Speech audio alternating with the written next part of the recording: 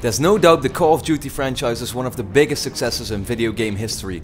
With its very accessible and fast-paced gameplay, active community and mainstream popularity, it's no wonder every new installment is breaking record after record every year. But where you find popularity, you will also find a lot of hate, and Call of Duty is a great example of this. Does it really deserve its level of popularity, or is it the hate that's there to justify its true status? This is looking back at Call of Duty.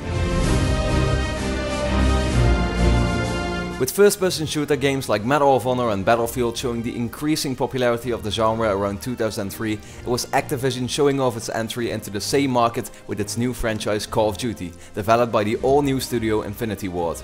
The first Call of Duty was a PC game offering both single-player and multiplayer gameplay in a World War II setting.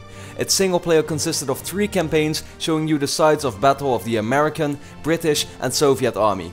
With the arcade gameplay and realistic experience of the game, there were definitely a few notable elements. First of all, Call of Duty was known for showing a lot of allies on your screen while in a mission, making for a much more immersive experience compared to games like Medal of Honor, where you mainly operated as a lone wolf. Where it showed us a glimpse of what the future would bring, with being able to equip only 2 weapons at a time, it on the other hand featured an old-fashioned health bar, which could be regenerated by picking up health kits.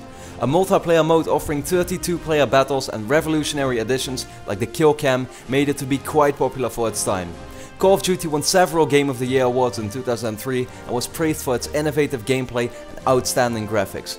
It was no surprise Activision saw potential in the series and 2 years later released the second core game in the series, Call of Duty 2. Call of Duty 2 tried to overall perfect what the first Call of Duty had accomplished. The single player didn't exactly offer a lot of new stuff, except for a few small tweaks here and there and one big change in the form of regenerating health, which was starting to be used in many games. It was the multiplayer though on which Call of Duty 2 tried to focus much more this time around. The PC version introduced 64 player battles on 13 different standard maps, while offering many modes from team deathmatch to search and destroy. An Xbox 360 launch version also appeared, offering the same stuff except for the player count, which was massively reduced to only 8 players total in a match. Still, it is Call of Duty 2 where we really started to see the first-person shooter genre becoming more and more popular, and it is no wonder the second game is still being played a lot on PC to this day. Activision saw this and from this moment on decided to come out with annual releases. Infinity Ward however indicated they'd much rather take 2 years to fully polish their newest game, so a new developer for other entries was being looked at. Eventually they found their studio. Treyarch was being assigned to making the third Call of Duty game, which came out at the end of 2006 for PC and 360, while at the same time being a launch title for the new PS3 and even being made for Wii and PS2.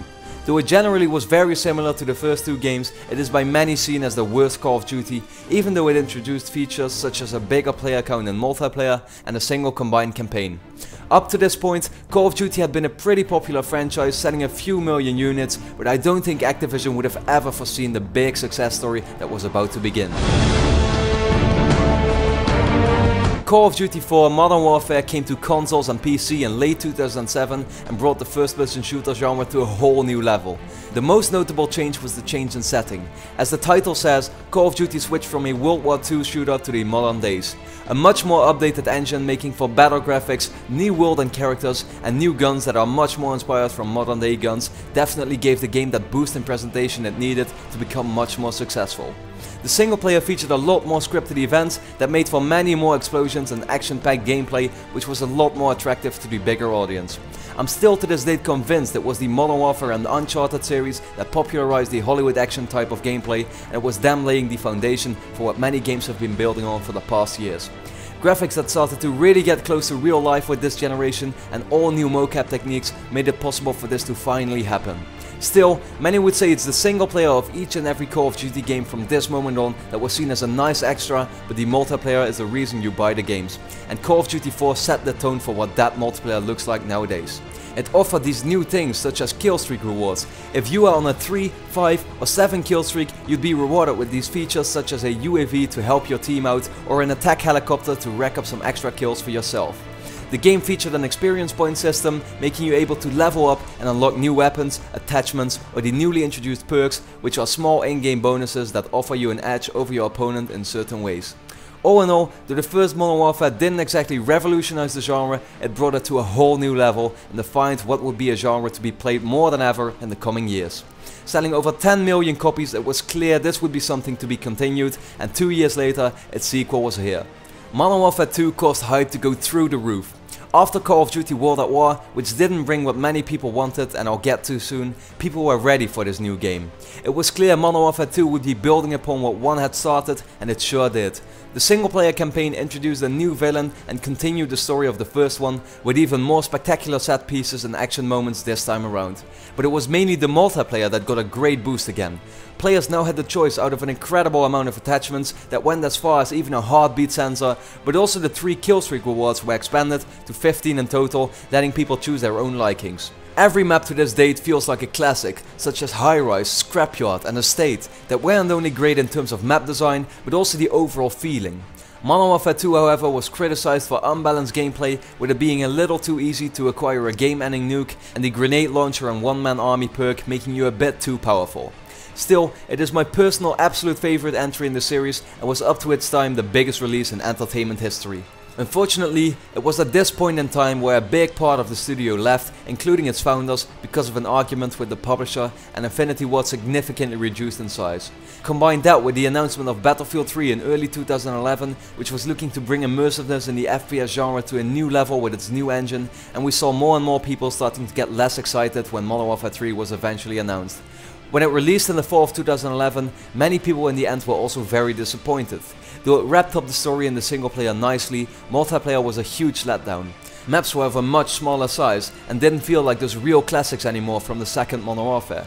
The community around the game was becoming less and less respectable, and the game in general had a much different vibe. It was at this point where I personally lost interest in the franchise, and many people with me.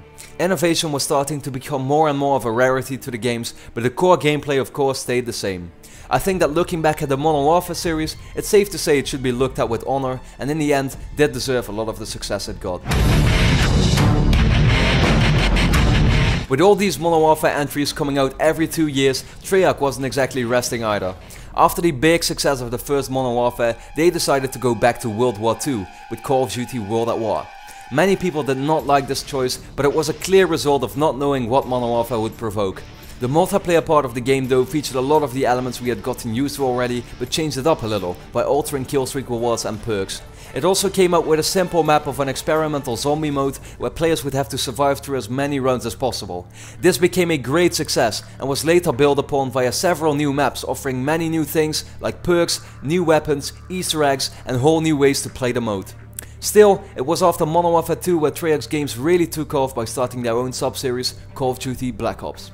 Call of Duty Black Ops was praised for its single player mode, which went a lot deeper in terms of story than its counter series. Taking place in the Cold War, Black Ops placed you in the role of Alex Mason, a CIA agent who, together with members Woods and Bowman, tries to execute various operations.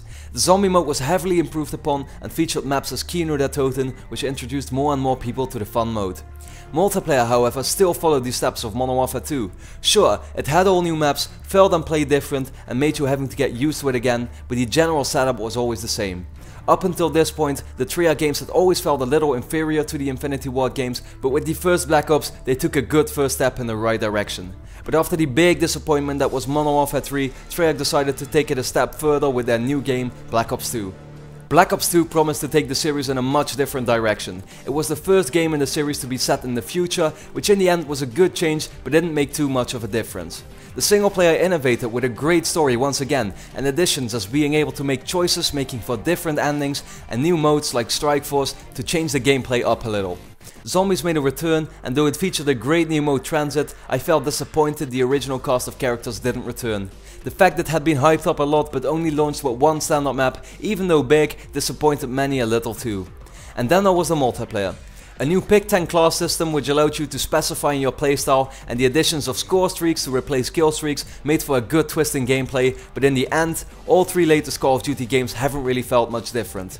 Looking back at Black Ops, it's safe to say it's been a great sub-series for the franchise, but in the end, both games could have tried to be innovative in other ways to make it truly stand out. Where the first few Call of Duty games were praised for innovative gameplay and outstanding graphics, nowadays it seems almost unthinkable for that same thing to happen to newer installments. More and more people are starting to hate the series for not innovating, which is understandable, but at the same time I feel there's many other franchises doing the exact same thing but getting away with it. Though I agree innovation is an essential part to keep a franchise alive, it's undeniable that for what it does, there's nothing that does it better than Call of Duty. Sure, they are no way the absolute best games to find out there right now, but if you're looking for a fun, accessible and fast-paced game, then it should be no surprise many people end up with Call of Duty. I hope more people realize this from both sides, as it would be an easy solution for the hate to go away.